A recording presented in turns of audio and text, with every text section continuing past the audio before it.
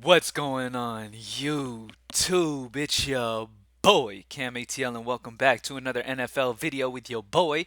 Drop a like down below, comment anything in the comment section, subscribe to the channel if you haven't already. Thank you guys for joining me as always. I am excited about this Monday night showdown, even though it should be a very lopsided affair. But I do have a good idea of how I want to attack this slate, and I'm going to give you guys the core and kind of talk about the plays that I'm interested in for this game. It was an amazing week 10 for us, man. So it was once again, we've just been incredibly hot over like the last 5 weeks.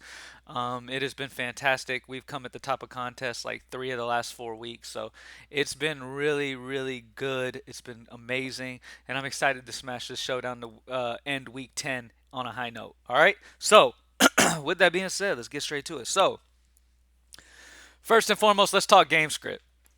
um, this shouldn't be much of a surprise to anyone when I say Philly should easily dominate this one. It should be very lopsided. And that shouldn't be any surprise to anyone, okay?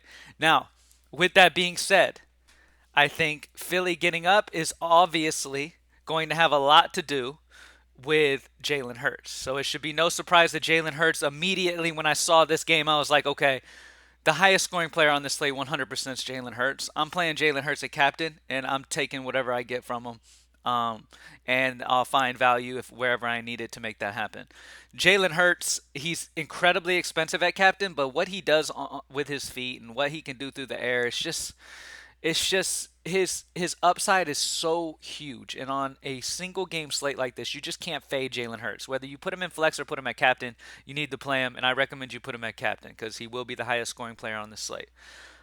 All right, at the flex, and after I plug in the core guys, we'll talk about all the other options. At the flex position, first guy I want to talk about is going to be Antonio Gibson. J.D. McKissick is going to miss. Now, this is very interesting because when you look at the teams in the NFL, right, and you look at their target breakdown and where their targets go on their teams, Washington's got the second highest target rate to their running backs. With J.D. McKissick out, I don't expect that to change here. Obviously, with the game script of Washington being behind big, Brian Robinson does not get passes in the pass game. He's not a receiving back. He's not going to get many targets. Antonio Gibson's a great pass catching back, though, and he could do a lot of damage with little dump offs here in this game with this type of game script. With J.D. McKissick out, I'm expecting Antonio Gibson to get a lot of work in the pass game. He's going to get his usual work on the ground as well. Antonio Gibson's one of the guys that I'm definitely focused on getting exposure to today because I just really love him. Like I said, Washington's second in the NFL at target share to their running backs. J.D. McKissick being out, I don't think that changes their game plan at all. With J.D. McKissick out, that just means more targets to their other pass catching back, and that's Antonio Gibson here. Like I said, Brian Robinson, he could do some damage if they get into the red zone and, get in. It's going to be really hard for Washington to get down there in the red zone. But if they do, Brian Robinson is going to get most of the red zone carries, obviously. That's their guy down in the red zone, is Brian Robinson.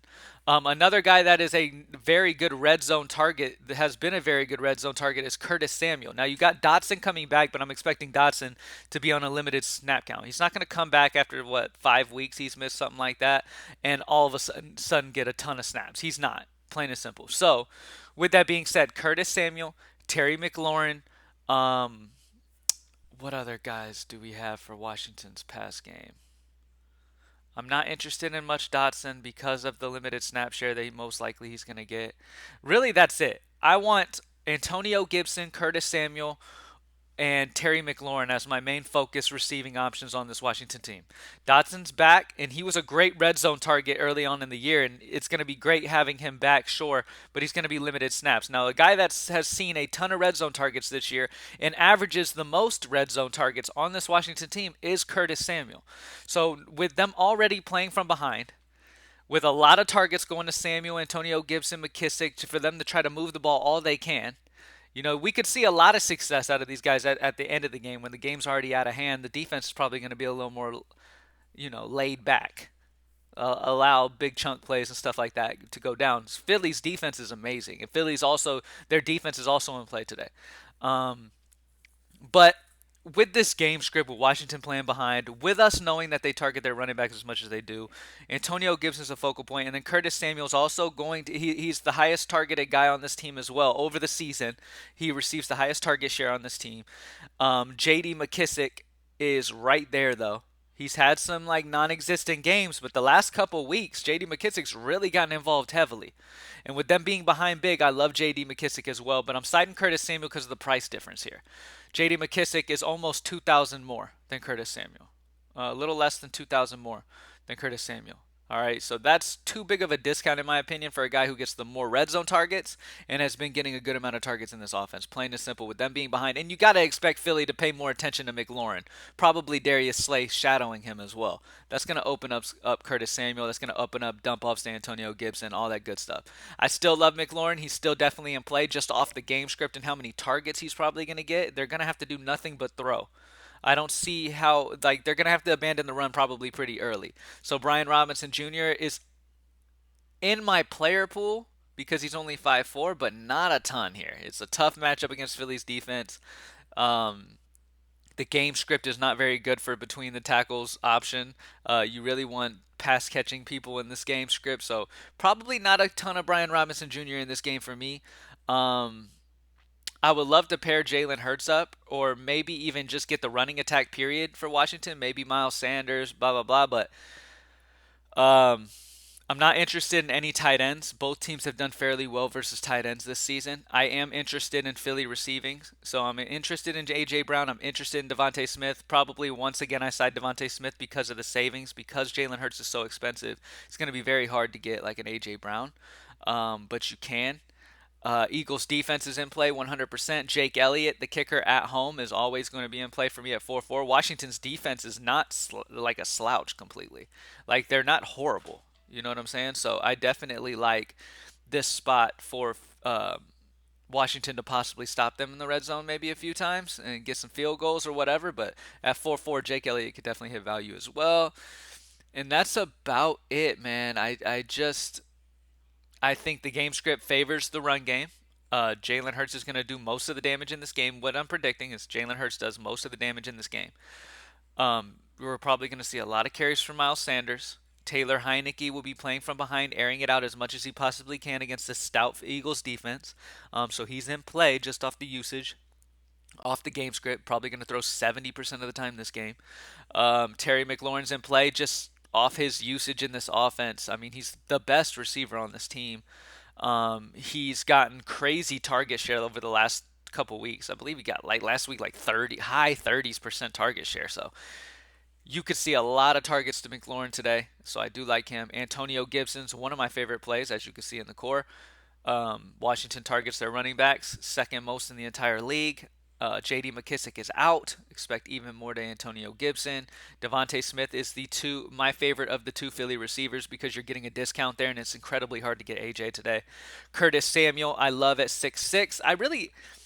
The Washington receivers, like the receiving options on Washington, are pretty damn cheap for this type of game script. I know it's gonna be hard, and it's a tough defense they're facing, and they very well could score 0 points, but just off usage and catches and all that good stuff. I mean, they're going to be in optimals. There's going to be a Washington receiver in some optimals, of course. So I do like Curtis Samuel a lot. And like I said, he's had the most red zone targets this year. He's getting a huge target share in this offense over the season. He's one of the more higher targeted guys.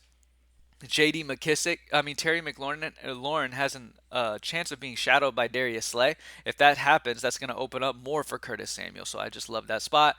I'm not going to have a ton of Brian Robinson because Robinson Jr. does not fit this game script very well. Could he get a couple red zone touchdowns? Sure, it's possible. I'm willing to bank on, you know, not a ton of him. I probably won't have a ton of him. I do like the price. But I just can't see it.